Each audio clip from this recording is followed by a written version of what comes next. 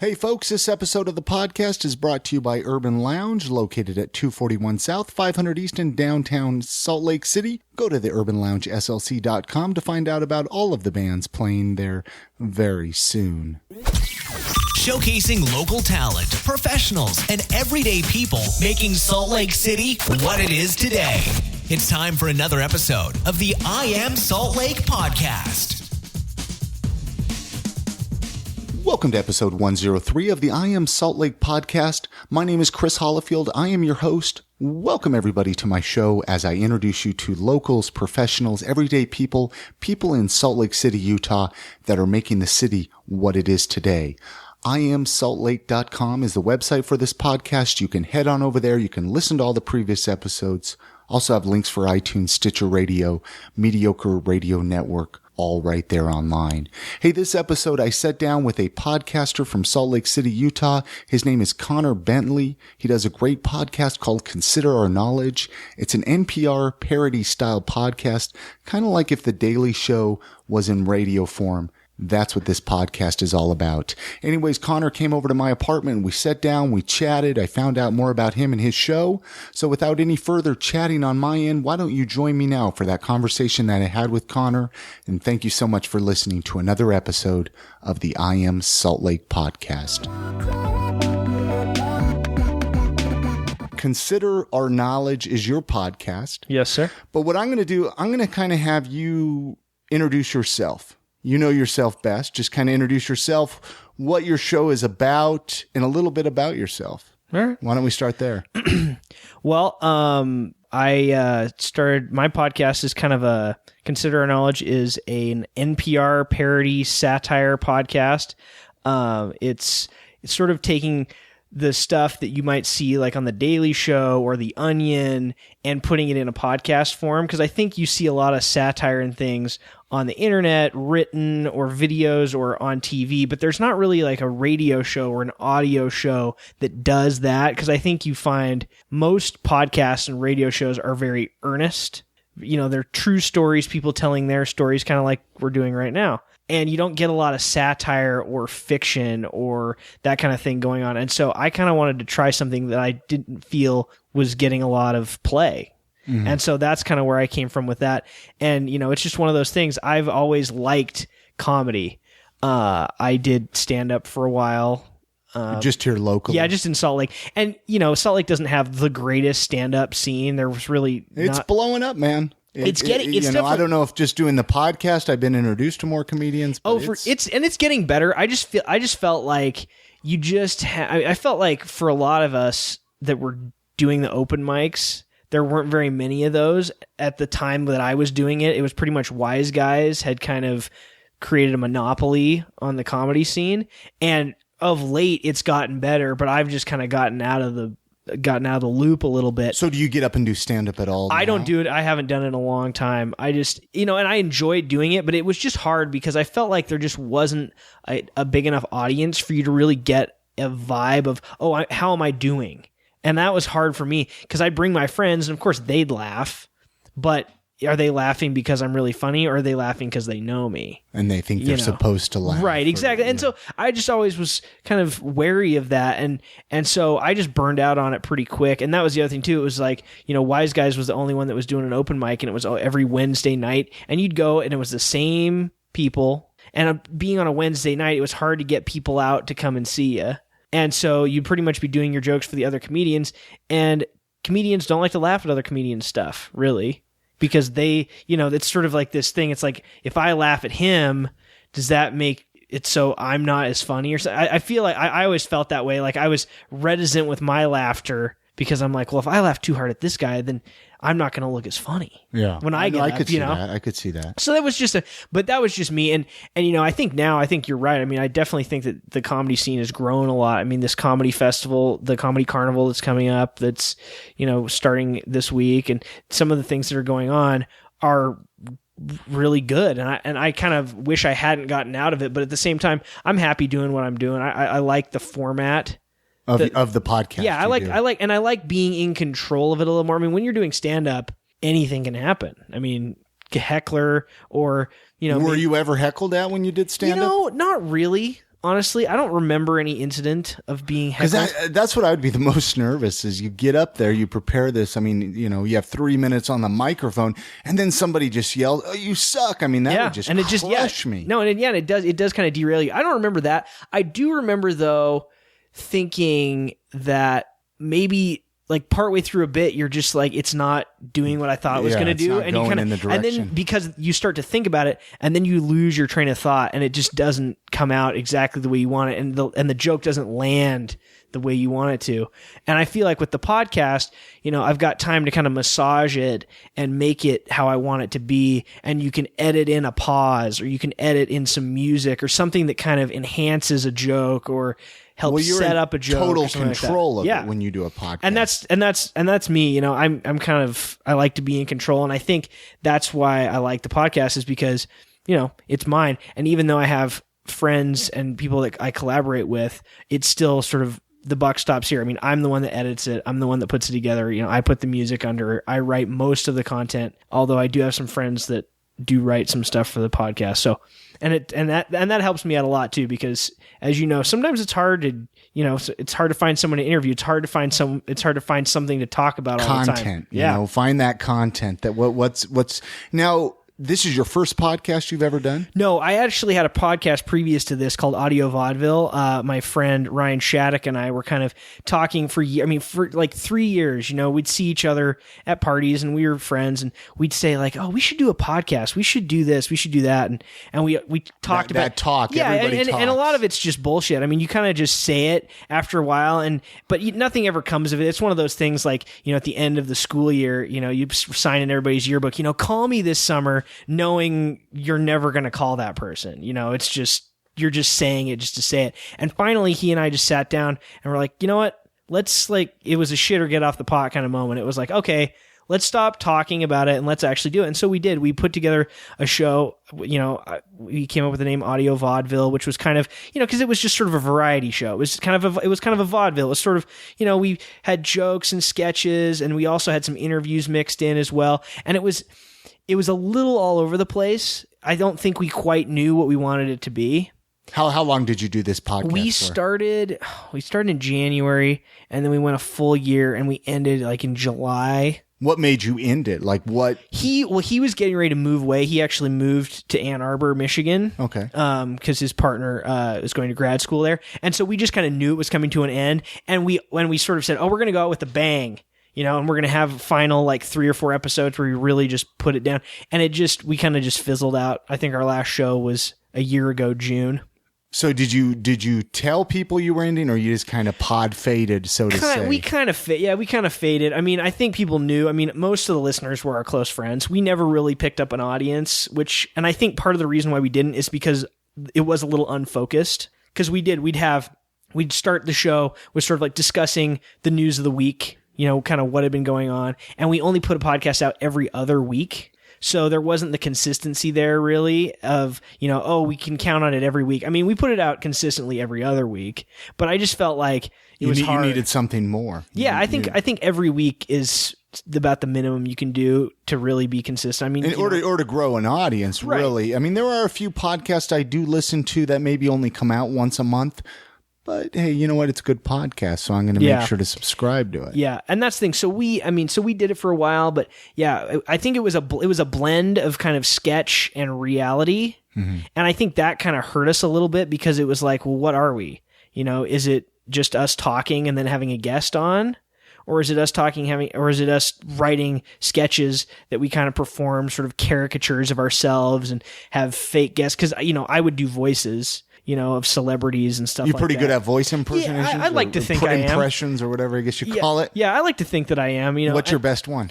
Oh, man, I don't know. I mean, there's a few. I mean, you know, you kind of get that Tom Brokaw, you know, that kind of, I've had a stroke, and, you know, NBC Nightly News, you know, that guy. You know, and so but there's a few others, you know, probably, gosh, I'm trying to think, like, well, I might have to use you on my show, you know, down the road, you know, if I need some voices. Yeah, well, actually, one of the things, here's one that we did. We did a thing of former presidents. One of the sketches that we did was former presidents reading Dr. Seuss.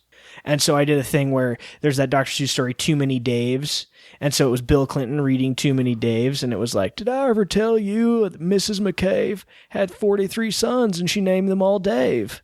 You know, so that's a good Bill Clinton. Oh, thanks. I like that. Yeah. So we did that kind of stuff. And, you know, or Ronald Reagan, you know, I had him reading Pale Green Pants. There's pale green pants with nobody inside. So we did just funny stuff, and we try to make it topical, but it was just, it was a little unfocused. And so when Ryan moved away, I did another podcast for a while that was very serious. It was an interview podcast about history. And so I interviewed some history teachers and professors about different events, and it was called History Now. And I did about 5 episodes of that, and it was okay. I think it was hard though to find people to interview for that, because you had to have somebody who really knew about an event. So I'd kind of do one event an episode. So you would have to like really probably research who you're going to bring on and make sure. See, me, it's just like, all right, you live in Salt Lake, you do something cool. All right, let's bring you on. Yeah, and that was the thing. It got hard because I got a history degree from the University of Utah, and so I emailed a lot of my former professors. Some were great and said, yeah, sure. And others were like, nope, sorry, don't have time. They didn't really even probably understand what a podcast was, especially at this time. I mean, when you were doing it, I mean, I think podcasts, even within the last year, I've noticed an explosion. Yeah, agreed. And and it was a good podcast, and I love history. But for me, I've always gravitated more towards comedy. And so that podcast, even though I think it could have been something pretty good, it was hard to find people to interview and find the time for that. And also, I just wanted to do something funny again. You know, I liked that element of audio vaudeville. And we kind of did sort of NPR parody stuff within audio vaudeville, and I was kind of trying to steer it in that direction a little bit, especially when we got towards the end. And, you know, we do like a fake Ira Glass thing, or, you know, just little things like that. Can you do an Ira Glass impersonation? Yeah, I did one on the show on Consider Our Knowledge, kind of like, this is Ira Glass. This week on This American Life, we're going to talk about how people aren't eating enough cheese. Yeah, I like that. But that was the thing. So I wanted to, because I felt like NPR is ripe for parody, you know, because it's very, because everybody makes fun of NPR, like, oh, it's, you know, but we all secretly listen. We all love it. I mean, and here's the thing that the reason why I got into podcasting and sort of radio in the first place is I was a teacher and I got laid off from my job. And I was unemployed for a year, and I went back to waiting tables and stuff like that, you know, which I thought I'd completely gotten over, you know, after college. But I had to go back to waiting tables up at Red Butte Cafe, and a neighbor said, hey, I've got a friend that works at KUER that's the producer of Radio West. You should call her or email her. And so I emailed Elaine Clark, who's the producer of Radio West, still is, and she said, yeah, we're looking for an intern, so come on in. I met with her. And I was like the oldest intern that had. So you interned for Radio West? Yeah. Then?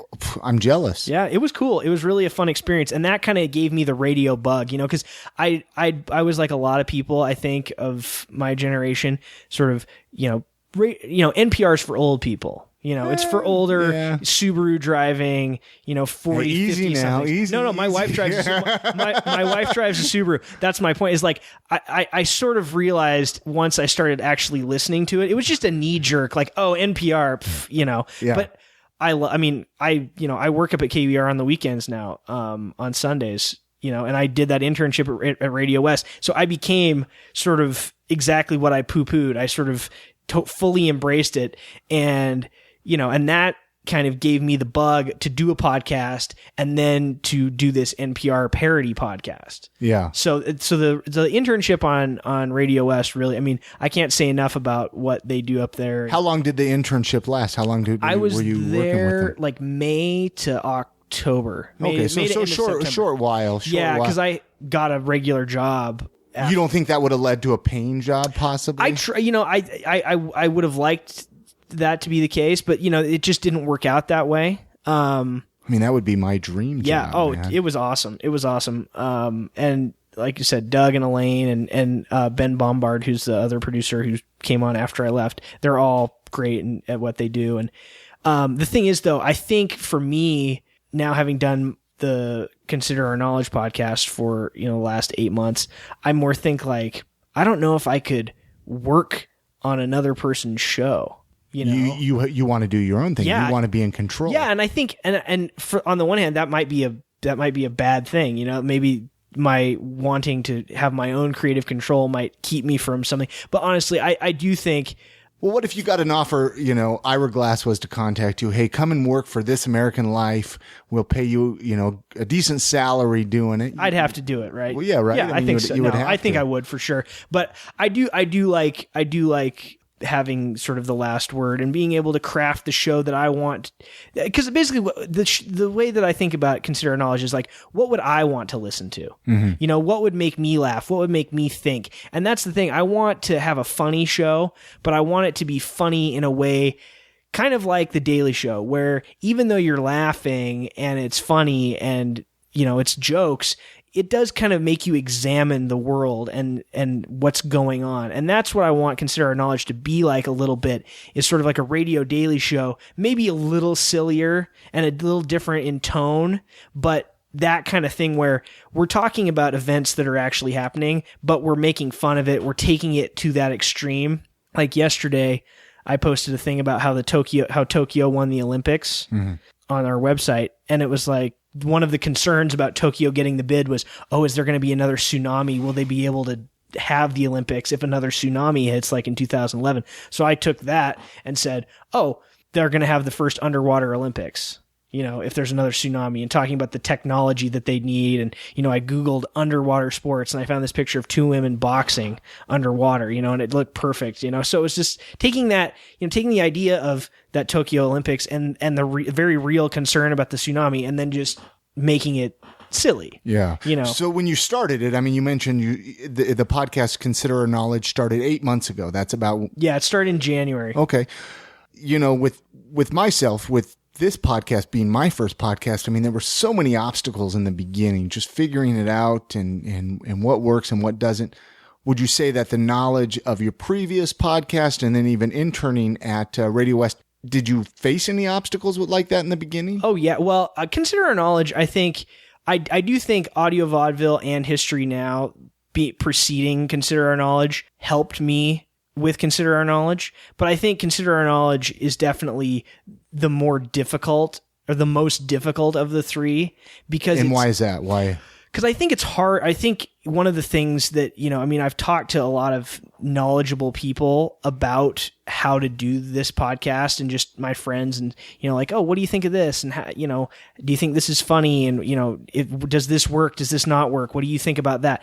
And I think one of the things, it's hard to do satire on radio without any pictures. Because you have to paint a picture in people's minds. Right. And I think, again, like I was saying a little bit ago, like, people, I think, with audio stuff, at least nowadays, with podcasts and with public radio, you have a listener that is geared towards reality and earnestness, and to have them hear something that's not real and recognize that it's not real is difficult. And I think that's been one of the things, is how do we sort of up front make it clear that it's not real without being too over the top? Because I love The Onion, but sometimes I feel like they go so far over the top that it's almost to a ridiculous point. And even though I love the stuff that they do, and I think that, you know, The Onion, you know, is sort of the gold standard of this sort of satire, I do feel like I want mine to be a little less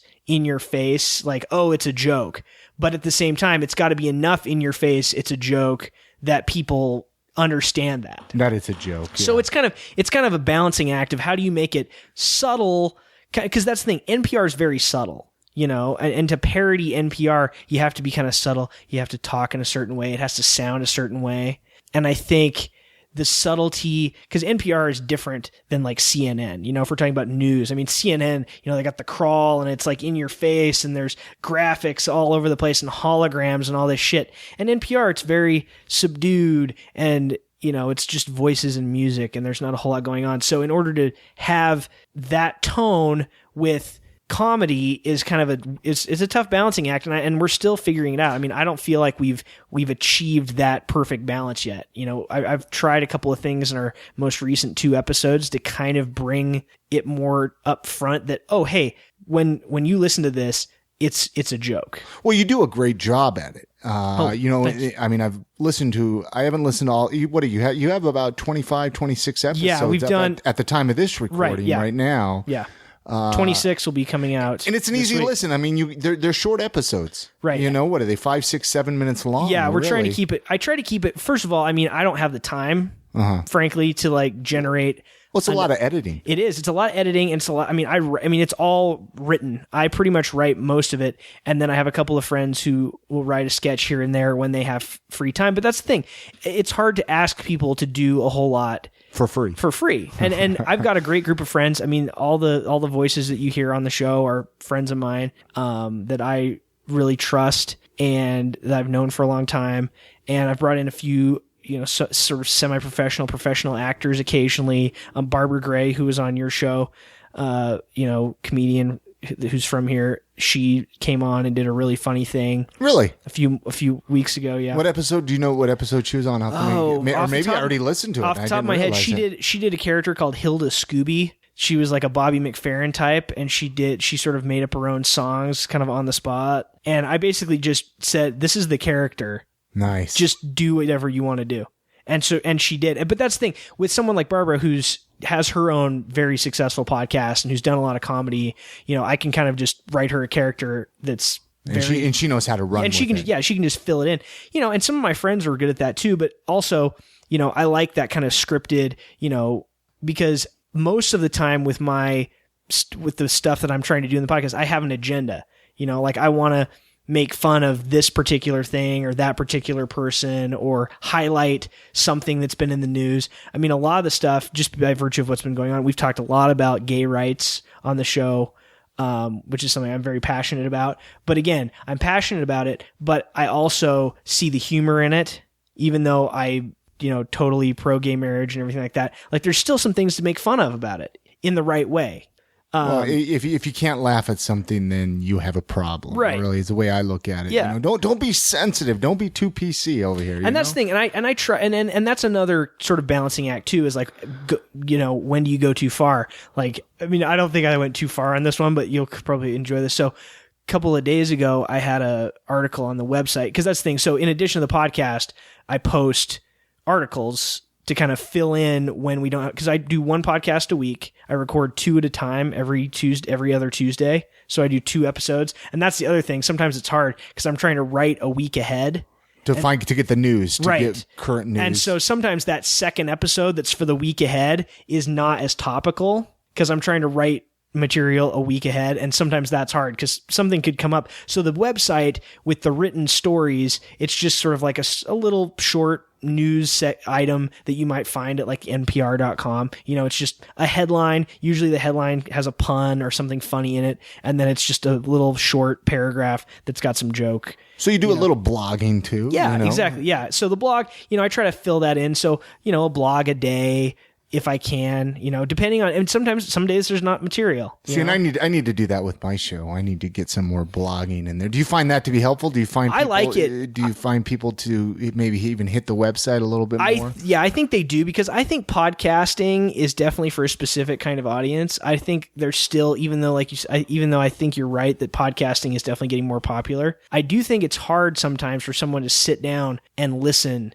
to a whole podcast, even though mine's only 10 minutes long, and yours are 30 to 45, because some of these podcasts are like 90 minutes or more, and some of those I'm just like, how does anybody have the time to sit down or a Joe Rogan podcast? And I bring that up a lot because a lot of people I bring on the show listen to his podcast, and I'm like, good grief, that's a commitment, man. It is like 2.5 hours, 3 hours long, and I feel like that kind of podcast, I mean, that's why I wanted to go super short, because I figure not that many people are doing shorter podcasts. They're usually in the half an hour to an hour range or longer. And our audio vaudeville was about a half an hour. We try to keep it about a half an hour, but I went like, 10 minutes is like the longest one I've done with Consider Our Knowledge, just because it's news, it's topical. And the thing is, I just kind of I want it to be really tight. I want to get you in, get you out, have a couple of segments, have a few jokes, and you're out. Yeah. And maybe it has to do with the fact we're both here in Utah, because they say a lot of people listen to podcasts when they're driving.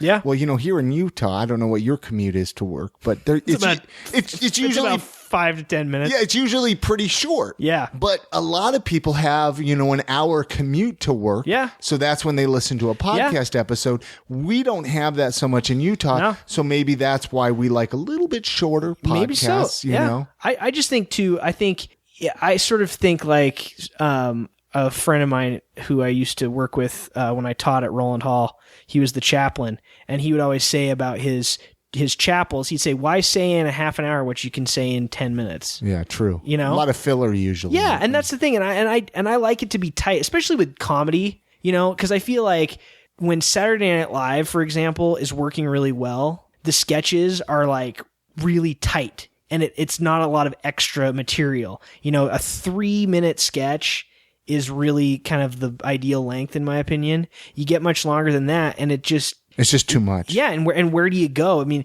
it's like you can't set up a punchline for too long, otherwise someone loses interest, and you can't have too many things. So it's kind of a balancing act in several ways with this podcast, but I do think having the website stuff helps, and I get a lot of my website's on Tumblr, and so you can see when people reblog it, and I get a lot of reblogs. I actually got 16, the most I've ever gotten. I got 16 the other day for a joke I did about Miley Cyrus, and that probably brings new listeners. I would hope so. Show. I would think it does, and I hope it does. And and I try to get listeners through Facebook. I've got a Facebook page, so if you're listening, go like the Facebook page. I'm trying to get to 150 likes, and I'll put the links for all that. On the show notes of this episode, to get out there.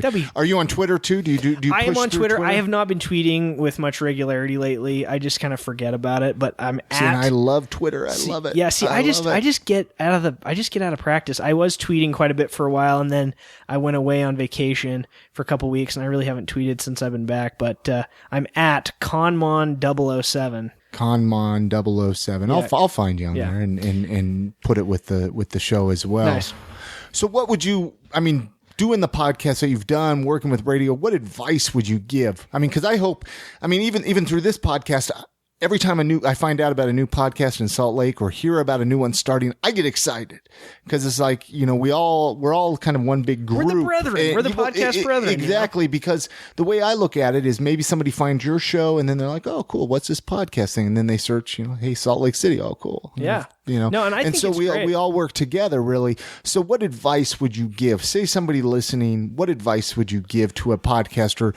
Even, so often it's, well, just do it. That's so basic. What other advice would you give? I would say find something different. Because I feel like there's a lot of podcasts out there that are very similar. Yeah, well, comedy. Okay, well, right. I guess that's vague. But I think finding a niche. I think your podcast has found a niche. You're talking about Salt Lake City and people that live and work and are from Salt Lake City, and I think that is a very clear niche.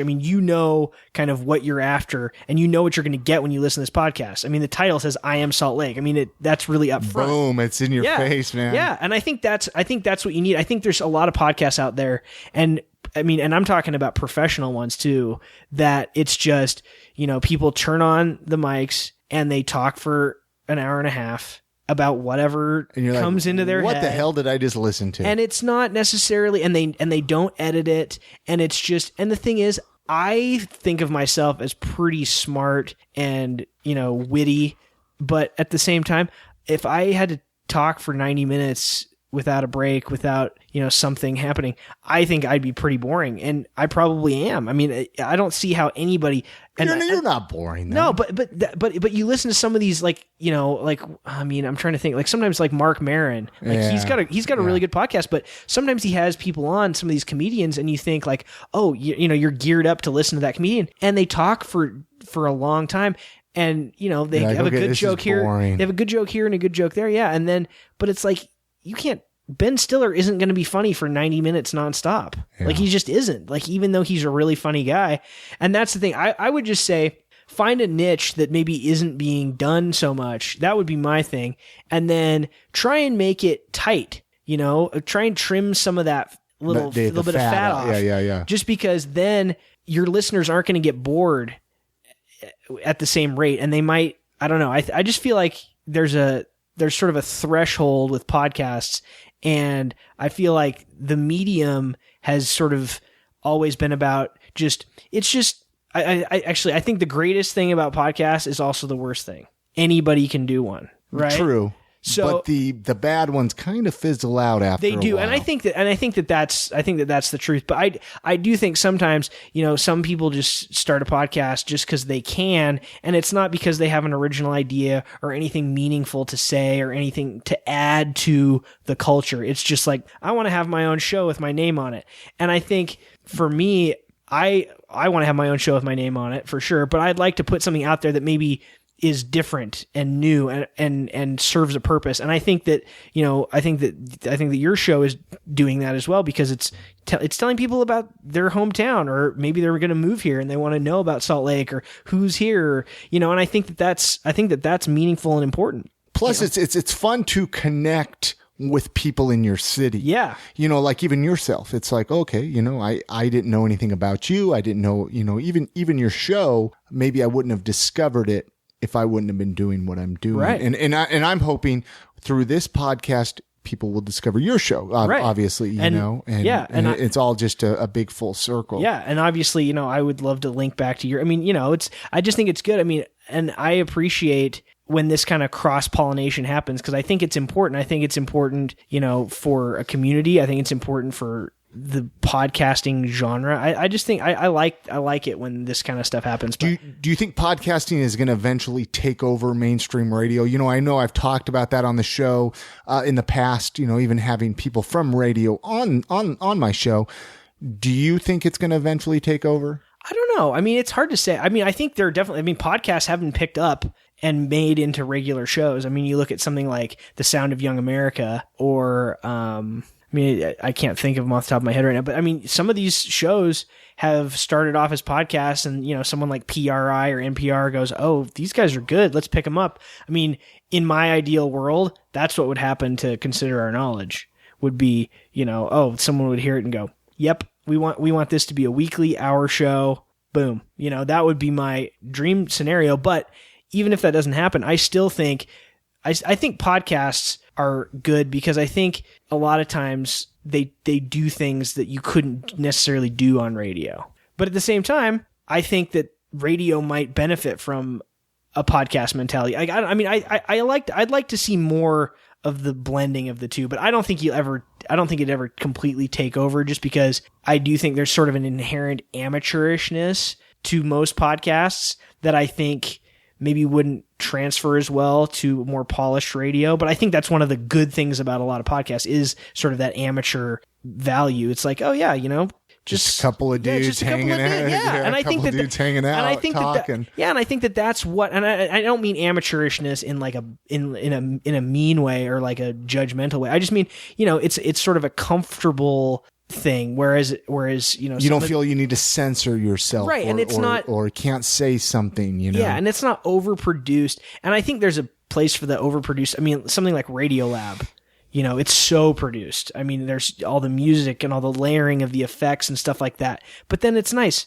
You can also just listen to a conversation too. Yeah, I think there's something for everyone. I think that's what's great about podcasting, is there's something for everyone. And maybe I don't like this particular podcast, but someone else does. Exactly. Well, what podcasts? I'm sure you listen to a handful of podcasts. Yeah. Being a podcaster, I listen to a lot myself. Yeah. What are some of your favorite shows? What do you listen to? What do you listen to? I really like. I do listen. I listen to a lot of NPR. Obviously, I listen. Radiolab, like I just said, is really great. I listen to. I like Bullseye with Jesse Thorne. I think Jesse Thorne has a good, unique voice. And I kind of like what he's trying to do with his, with MaximumFun.org, sort of having his little network of shows there. And I think Maximum Fun, I think something for everyone. I think if you go to that website, there's a lot of interesting podcasts there. And I think some of them are kind of hit and miss. I think that's true of some podcasts too. And it's definitely true of ours. I think it's funny because like I'll write something or we'll do a sketch or an episode and I'll think like, oh man, that was really good. We killed it. And then it flops. Yeah, and then you just don't hear about it. Nobody really like says anything. And then sometimes I'll write something, total throwaway joke, just like kind of came to me real quick, and I'll just jot it down or whatever and make something out of it. And I'm just like, wasn't my best. And people will be like, oh man, that was like the best thing you've done. And so you never know what's going to hit. I mean, like I said, I wrote that Miley Cyrus joke the other day in my little on the website, and it got 16 reblogs or whatever. And you probably weren't expecting that. But yeah, I mean, obviously Miley Cyrus, it was like the day after the VMAs. So it was kind of one of those things where everybody was talking about it. And I think I just hit on a nerve right on that day. It was just, sort of kismet. But yeah, I mean, it wasn't like one of my greatest jokes. I actually wrote another joke the next day, sort of comparing Miley Cyrus and the situation in Syria, that I thought was much more clever and much more zero likes, reblogs. So, I mean, I don't get the internet, man. No, but it's just funny. But it's funny what stuff strikes a chord with people and what stuff doesn't. And I feel like you just have to throw a lot of chum in the water, because you never know what's gonna be the thing. And because how could you predict? I mean, like the double rainbow guy, like who'd have thought that would be a thing? I mean, this guy's looking at a rainbow and a video. I mean, so I think that's the thing that I just keep doing is just, I'm not trying to necessarily outdo myself every time, because I think that would be difficult to do. I'm just trying to put out a quality product that I would enjoy listening to. And if a joke resonates with somebody, that's great. I mean, sometimes, like my mom will listen to the show and she'll be like, I didn't really like that. And I'll be like, kind of like, well, I worked really hard on that one. And then something else. But then she'll love something else. And I'll be like, oh, okay. So I think, especially with humor, not everybody thinks everything is funny. What makes you laugh might not make someone else laugh. And so that's the thing with the humor, especially, is like, yeah, you just never know what's going to strike somebody funny. And, I like to laugh at my own stuff. I mean, if it makes me laugh, I'm hoping that's all that matters. That's all that matters, Yeah. But, sometimes what makes me laugh, people are just like, yeah, okay. And then stuff that I'm just like, well, I'll put this out there, whatever. And people are like, that was hilarious. Yeah. So you get pretty good feedback from people sometimes. I mean, do you get a lot of out of country? Have you discovered any out of the country listeners yet, or not really? I don't think so. I did. This was a weird story. I posted a thing about Hitler. Hitler's bodyguard, like his last surviving bodyguard or whatever, died the other day. And so I posted a thing on the website. It was just a written piece, and it said, like, evil Nazi bastard who served as Hitler's bodyguard finally dies. Like that was the headline. And then I had this whole thing about, how he loved Hitler and said he was a great boss. And because he was Hitler's bodyguard, at the end, he said something like, he's like, oh, and I wrote, this was obviously the fake part. He's like, and I still remember what the Fuhrer said to me right before the end in the bunker. He said, and it was, and then I wrote the lyrics to like, I Will Always Love You, from The Bodyguard with Whitney Houston. And so, it was like this stuff. And this guy commented, this kind of right-wing guy commented and goes, just because he was Hitler's bodyguard doesn't mean he was a bad person. He was just, a soldier.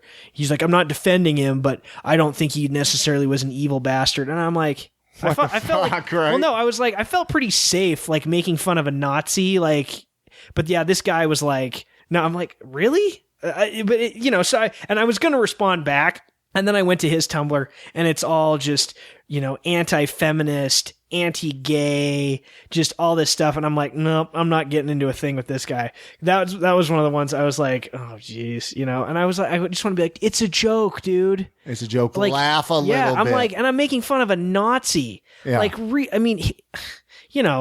anyway, I just thought that was kind of a funny little story. But no.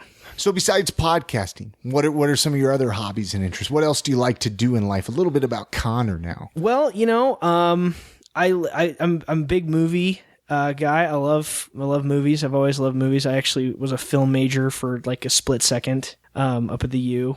But so movies have always been a big thing. I love going to movies, and huge James Bond fan. Really? Just huge. That's why I've got the 007 in my Twitter handle, because love James Bond. I mean, absolutely. There's very few things I know more about than James Bond. That's a huge thing. I like living in Salt Lake because, I like the small town feel, but it's still a big city, so I like going to stuff. I like going to stuff around town. Did you hit up a lot of the events during the summertime? I tried to. Get out much? I tried to.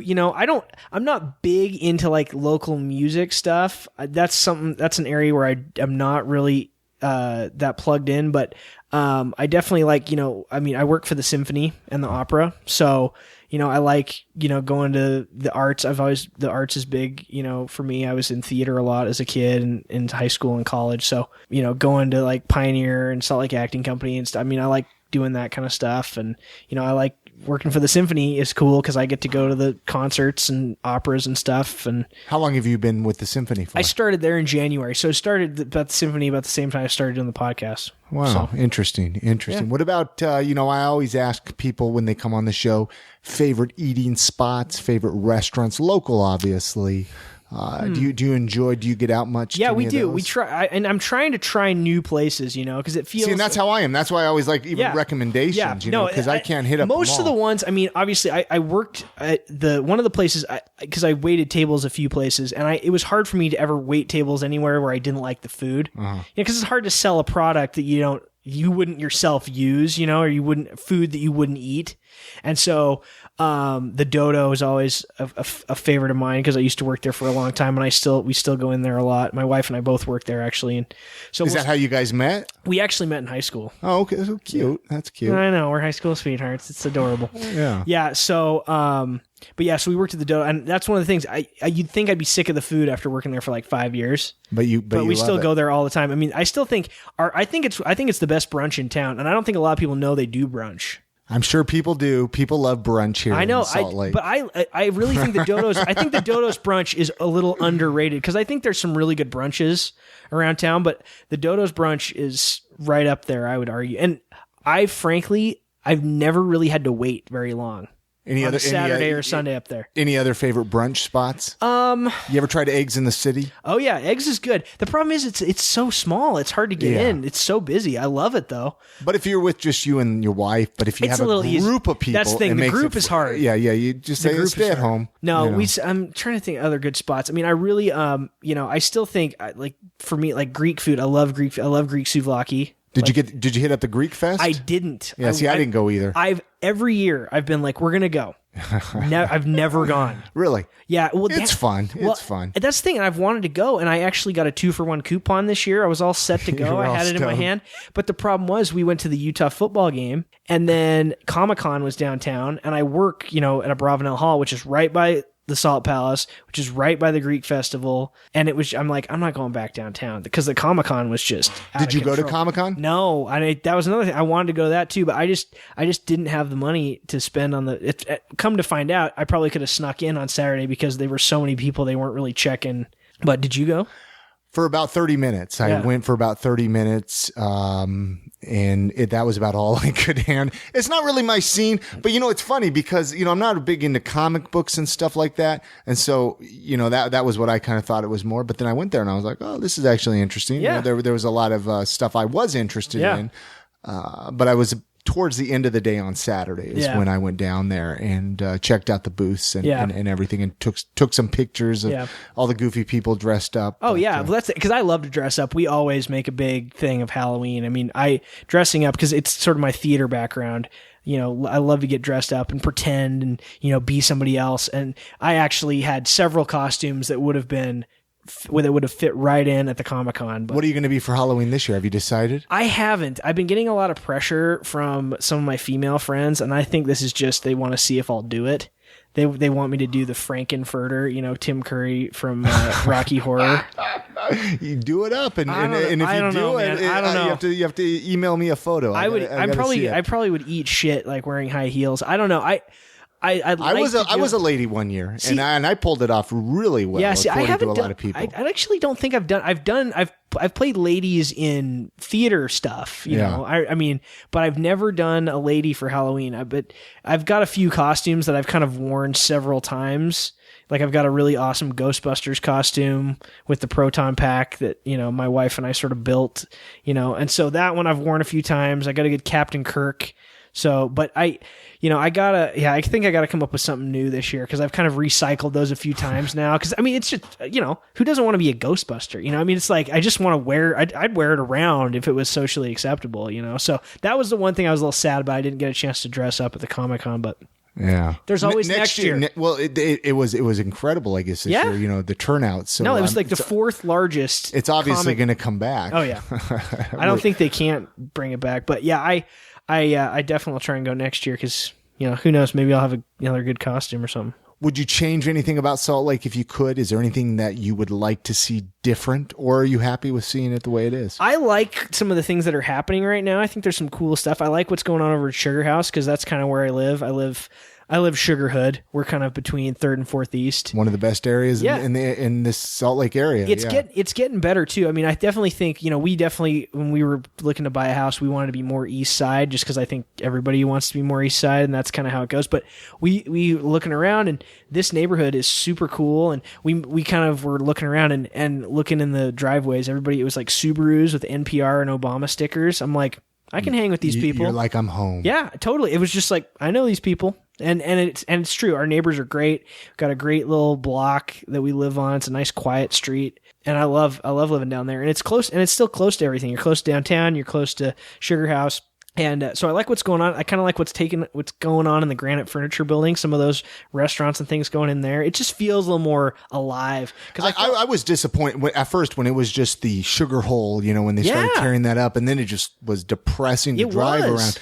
Now it's coming back to life. Yeah. And the businesses and the apartments are putting in there. I loved that area too. And I was so pissed when they tore that section down. Because even though I didn't necessarily go into those shops all the time, I mean, I probably went into them a handful of times. But it was nostalgic, Yeah, I mean, it was just... Back in the day, I used to go to the coffee shop there. Yeah, that coffee shop. I went there probably a total of 4 or 5 times, but even still, I was there probably 4 or 5 times a week. Yeah, but even still, I mean, that was a great spot. I loved that area over there, and everybody was really cool. And you could walk around there, and there were those couple of clothing stores over there. I mean, I just liked that area. And then the hole just made it suck. And now I like what's going on over the Granite Furniture Building, and the trolley car going in. I know there's kind of some mixed feelings on that. I think it's great. More public transportation. Salt Lake needs it. Yep. I agree. Especially going east and west. It's great going north and south, but we need it to go east and west, east and west. Yeah, I agree. I like what's going on there. And, because when I was teaching, I taught at Roland Hall. I really liked, because it's over in 9th and 9th, and that's where I grew up. I grew up around 9th. I grew up just right around the corner from the tower. And so that little area I always love, and I remember going over to Salt City CDs when it was there. I remember Salt City CDs. Oh yeah, man. I probably bought all my Beatles albums over there. Nice. And when the Coffee Garden was still over across the street. I loved that area. We'd go over to the tower and watch a movie, and go to the Coffee Garden, get an Italian soda or whatever, and that I loved 9th and 9th. And Sugar House is coming up, and there's sort of a good little area around where I live now, like where Alchemy Coffee is, and there's like a little nail salon kind of on the corner of 17th and 4th East. I mean, so that's kind of coming up, but I was like, when I got a job downtown after I got laid off from teaching, I was always just like, I don't want to be downtown. And then I started working downtown. I'm like, downtown's actually awesome. It is. And I enjoy living down here. Yeah, I do. I mean, and now, basically, I went from working in the Boston building for this company, now working for the Symphony. So I'm just not that far away from where I was, my last job. And I love working into Bravenel Hall because you're close to a lot of stuff. You can walk over to Caputo's, on 3rd West is one of my faves, and walking over to Carlucci's, all that little area over there. Do you ever hit up the Food Truck Thursdays over in the Gallivan? I have not gone yet this year. What? I know. And if I worked where you worked, I would be there every Thursday. Dude, I used to go there all the time.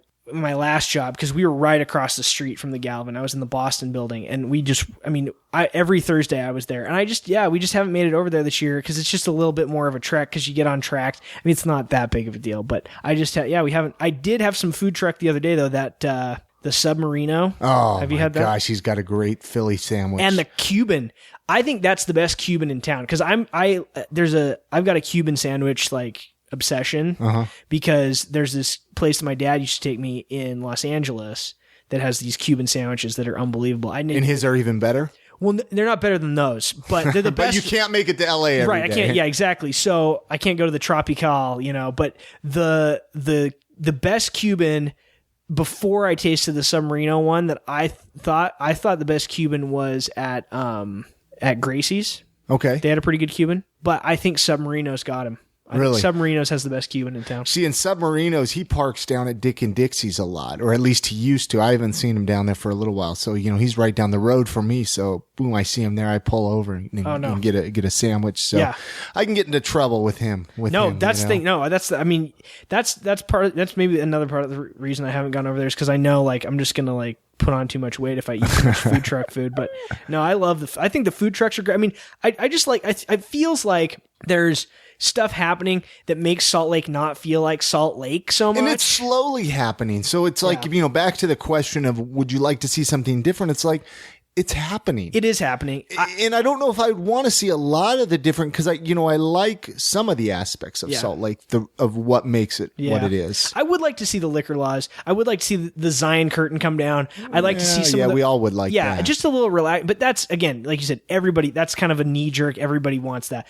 And I just like that there's lots of little good pockets of stuff going on. Like I said, kind of around my house, in Sugar House, 9th and 9th, Avenues, the Avenues proper, that new place. Some friends of mine. Oh, I've heard about that place. They got a lot of good beers there. Yeah, the guy I went to high school with two of the guys that own it. What's the location of that? So people listening, do you know the? Oh God, it's 8th Ave, right.